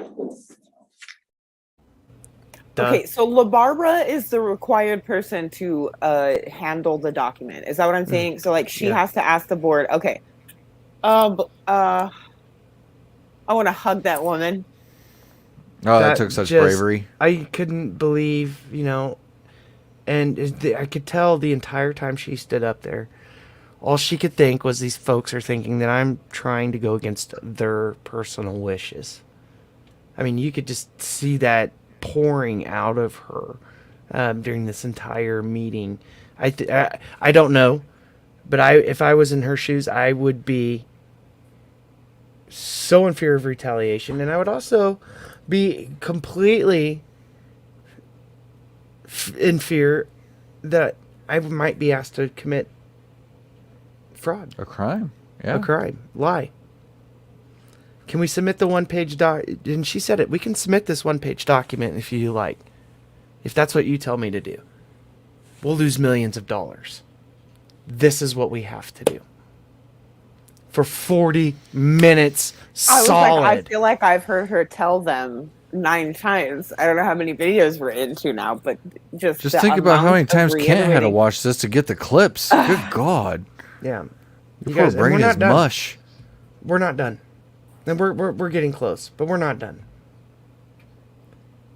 Next up, we move to the end of the meeting starts to come out, right? And they start to wrap up, and at the very end of it, vax drives come into question.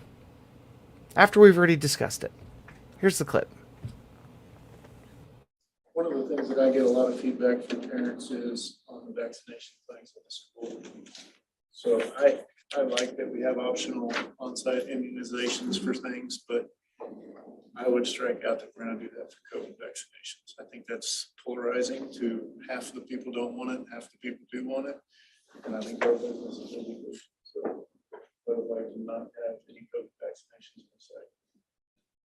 Because the vaccinations have been available to people for almost a year and a half now. I would say that if anyone wants one, that number should be pretty small. However, we offer flu vaccines for our staff. It's a service to our staff. We don't tell them they have to get it, but we say. I'm saying that's fine. You know. Those types of things. I'm just saying we end the COVID But portion of that if completely. the flu and the COVID, if we're looking at making this policy go for all of it, I'm kind of playing devil's advocate a little bit here, John. But I know we've got, for as many parents maybe that have difficulty with, why are you offering COVID vaccines? We have staff that are saying, what are you doing to keep us safe? So somewhere, you know, we need to find a way to walk that middle ground, because I don't want to lose staff because they feel like we've taken all the COVID protocols away and they no longer feel safe in their classroom. And that's a real thing. So we have, you know, we have staff that have immunocompromised positions because they've had cancer, for example. And they appreciate that we do stuff to try to keep them all safe. We don't get probably a lot of parents that bring their kids in for that, but the last one we had for staff, they were lined up down the hallway. So if we can help so that they don't have to leave work early and make an appointment with the health department or their physician or Walgreens or wherever, because you're right, they do have them everywhere. To get them, I see it as a kind of a service to our staff. So I'm just going to throw that out there and kind of food for thought, if you will. Mr. Sir, Winfrey, yeah. You can bless her. Somebody opt get her out of an having award. one. What is this like 50% of blah blah? It's so polarizing. You can choose not to do it. Yeah. And let's remember that even if this would disqualify him, Whitney, Troy Unruh still serves on the city commission. Ain't nobody gonna push for that. Ain't nobody gonna ask for that. Club. Good old boy. This show is it. This is the extent of their scrutiny right here on this show. And they don't give a damn about us. Actually, they do. No, they don't give a shit. And I do want to say, on air and live that at least one of these that I know of, have retaliated against me and have sought me out at my jobs and at other things involve family and whatnot. So it's pretty crazy what they're willing to do, these three folks. But you guys, back to what John was asking there was he didn't want COVID vaccination clinics to be offered at school facilities. Because it's so polarizing to the folks that are scared of the needle. But he's okay with the flu vaccine and other immunizations, just not COVID. So let's talk about that. The way that she responded, I feel like I could hear her pain. Well, like I could hear the pain in her voice. Well, no, like I can't believe I have to be answering this question. Yeah. Guys, we're at 45 minutes of conversation on this by this time, you know what I mean? So yeah, she was beat up. She was completely beat. Both of them were, and again, for I'm exhausted. That to be, I wasn't even there. For that to be pretty much the end video, the end segment for her in the night, she held her composure like a true rock star. Holy smokes, right? But guys, let's talk about this vaccination clinic and what it means. Those vaccination clinics are there for the kids that are in low-income families. Kids that don't go to the doctor, kids that their parents want them to have the vaccine, but they don't know a doctor. They don't know where to go for the vaccination. Can't afford to get them, can't take them there, don't have the transportation to get them there. The only thing they can do is school, and they rely on our school for those types of services. And that disproportionately affects our low-income families, poor kids. And it pisses me off. Yeah, because there's a lot out here. Yeah. Second of all, he's asking us to pay more money for substitutes. It's going to cost us money to not have these vaccination clinics in our schools. Because even though it's a 20-minute appointment, 30-minute appointment to go get your vaccination, if a teacher wants to take off to go do that 20, 30-minute appointment, they have to take a half a day off. What's that mean? We have to hire a substitute for their classroom, which we don't already have, so they can go get their COVID vaccination. So now we're paying a substitute. So he has... We're going to cost the school money because you're polarized? Right. So he has like an emotional, personal response to this issue and is supposed to be in charge of these kinds of structures and can't for 1 second be like, oh, wait, this isn't about me. Yeah.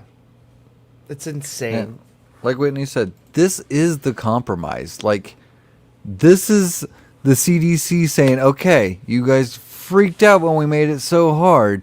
So you tell us what you're going to do, and we will fund you for it. But they don't even want to do that. They don't want to do the bare minimum. No. So in closing, guys, I'd like to share a statement from a fellow Kansan teacher that I found online. They are from out of the district, but I thought they nailed this down. It's pretty blunt. His name's Brent Walker. Something to think about as we approach the start of the school year. For a group of people who haven't set foot on an elementary school, in a middle school, in a high school campus in decades, there seems to be some very strong and misinformed feelings about what goes on in there. This is from a teacher. Kindergartners aren't learning about sexual intercourse. Second graders are not being encouraged to explore different genders. Fifth graders are not being pitted against each other in some sort of guilt-inducing race war. That's utter nonsense. And the people peddling it are lying to you for votes and ratings. And it's exactly what Gidget and Weesey are doing. Instead of raging over the vile hogwash you were being fed, especially in these school board meetings, I'd encourage you to make better use of your time by volunteering an hour. We're going to knock the crap out of volunteering in Garden City this next year.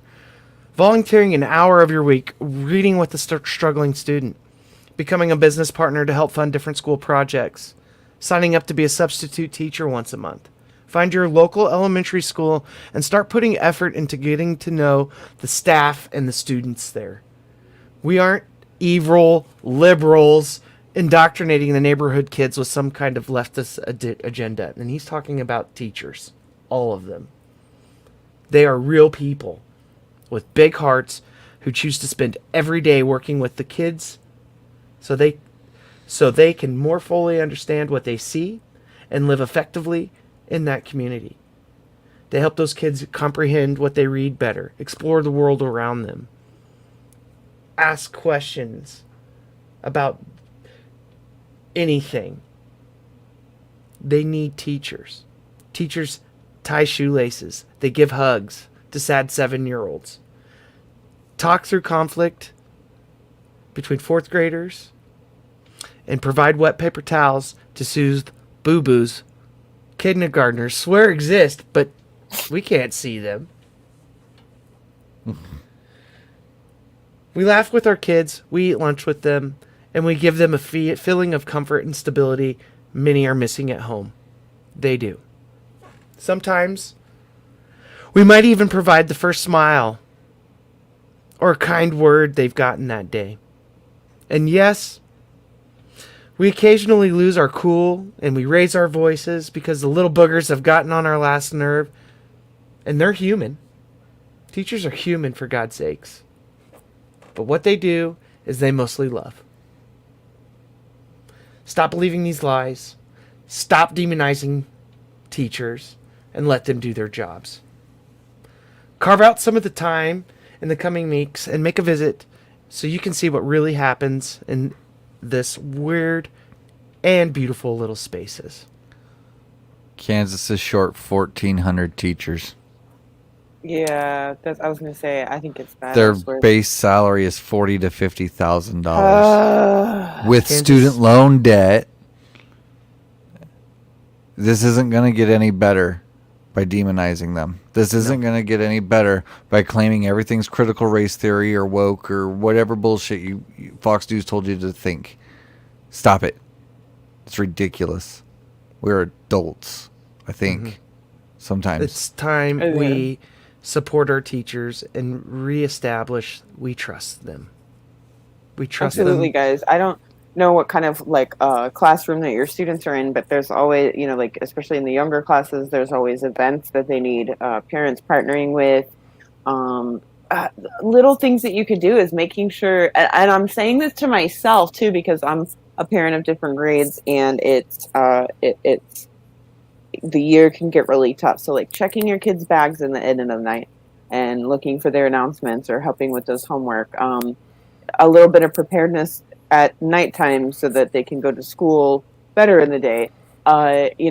Anything like making that second or third trip sometimes back to the school because your kid forgot something because their list of things is so long. Any of those things, by helping your student and being involved and prepared with your student, reflects into the classroom. And be asking your teachers, the teachers of your students, is that, what can we do on a personal level? What can we do on a classroom level? What can we do for the school here? And read those emails. I know I got 50,000 emails. Most of them are about grades and stuff, but try to go through the ones that are asking the parents to provide. And I know I'm the one every year with the list at school because we have a hard time with funds ourselves. And there's all kinds of organizations around town that want to help you with those things, with those resources.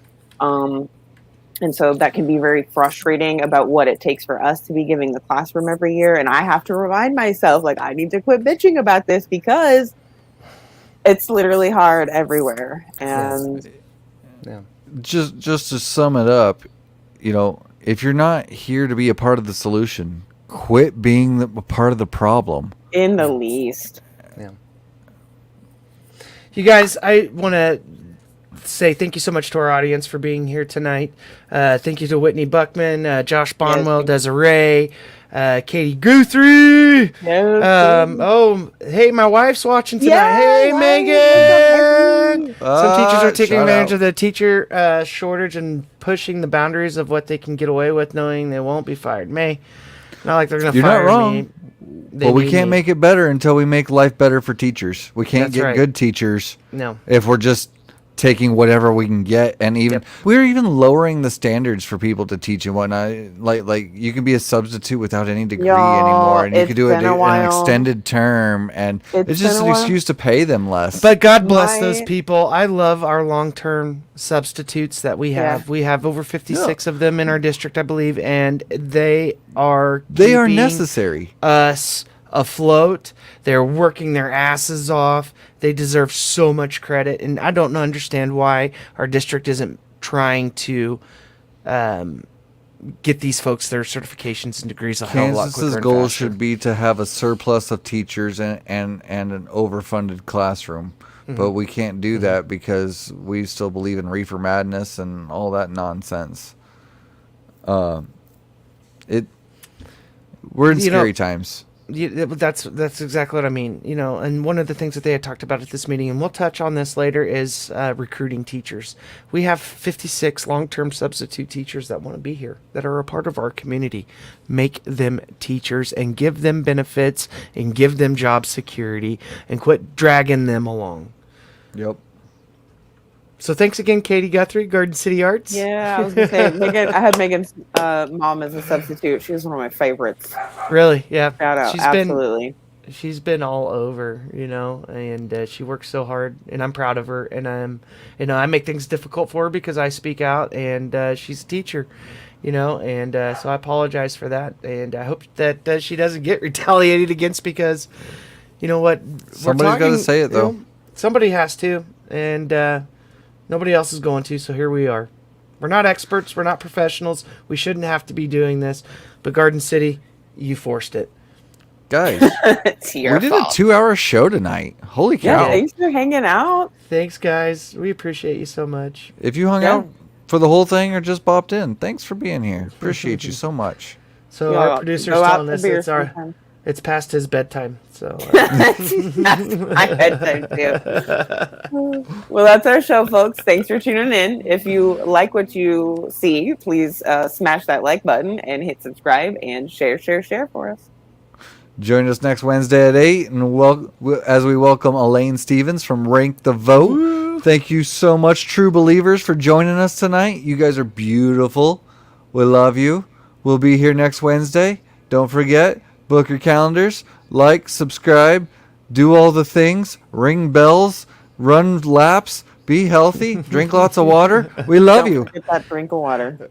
Bye. Bye. Bye. Well, yeah, test. Better. We'll take a minute to envision it, and the vision we're ripping from a difference of opinion, inquisitive, isn't it? When the picture in the mirror isn't shit, but give it a minute, fix this image and hit the bricks with the viciousness. But don't play, cause one day you'll be saying, you shoulda, coulda, woulda, but my shit it just wouldn't drop, cause you wouldn't hop, but you're so worried, it was your world. And when you hit them with the rhymes, they had no words. Just come back to the flip of the tongue fun that you once had and chug it like a beer and crush that. Go shave your mustache and write it down, cut that, and so much rap again. Oh, I'm getting tired of that. I don't know anymore what they call that. Getting so you know that something's missing. Let's go show them what rap is again. Like taking a step out of your front door for the first time and you want more of the sunshine, but you've been locked away, forgetting you don't care. Listen, it's not part of the mission. Just say what you got to say. Whether it makes sense, just to punch you to the wrist, spit from the hip, slipping so sharp, or splitting your lip. You get a grip, cause as good as your shit is, you know it really isn't a big deal. Cause it'll turn heads bound too. It's your purpose, round two. But you gotta open your eyes and realize it's right here. But to open your mind, you gotta try to fight fear and find a light bright enough to ignite and excite peers. But get their attention, I find. You gotta give them a big boom. You're the fuel, and I got my lighter right here. Oh, I'm getting tired of that. I don't know anymore what they call that. Getting so you know that something's missing. Let's go show 'em what rap is again.